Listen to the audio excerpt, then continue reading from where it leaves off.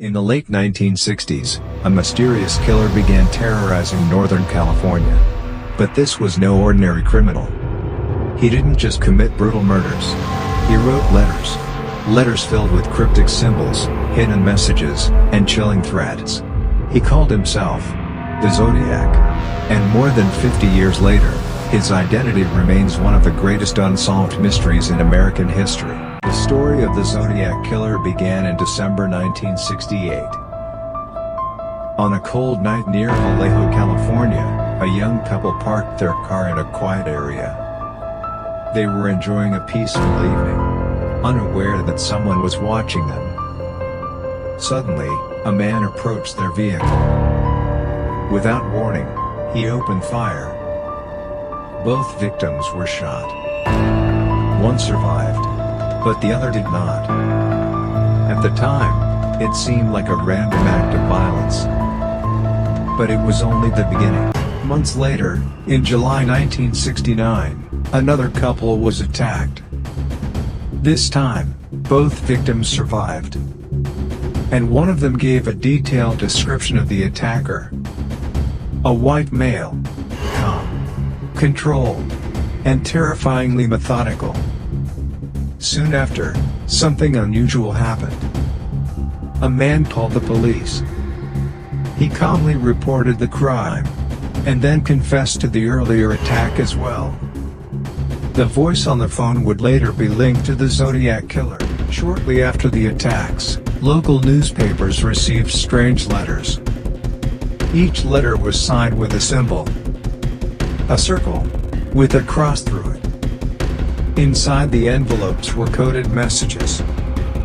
The sender demanded that these codes be published on the front pages. If not, he threatened to continue killing. One of the codes was eventually solved by a school teacher and his wife. The message revealed something deeply disturbing.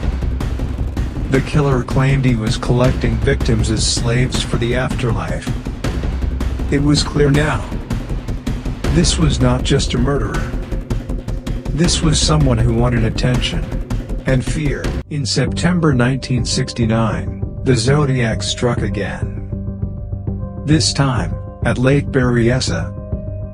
A couple was relaxing near the water when a man approached them. But this time, he looked different. He wore a black hood, with the Zodiac symbol on his chest. He tied up the victims, and then attacked them. Before leaving, he wrote a message on the victim's car door, listing his previous crimes. It was a chilling signature. A message to the world. The Zodiac Killer was real. Just weeks later, the killer struck again. In the city of San Francisco, a taxi driver picked up a passenger late at night. Moments later, he was shot and killed.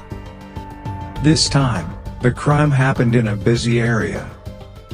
Witnesses saw the suspect. Police even came close to catching him. But due to a communication error, he was allowed to walk away. It was one of the biggest missed opportunities in the case. The Zodiac continued to send letters. Some included pieces of clothing from victims, proving that he was the killer. He mocked the police. He threatened school buses. He even claimed to have committed more murders than were confirmed. Some of his codes remain unsolved to this day. Hidden messages, possibly containing the truth about his identity. More than 50 years later, the Zodiac Killer has never been officially identified. Was he someone hiding in plain sight? Did he escape justice completely? Or was he caught, but never connected to the crimes?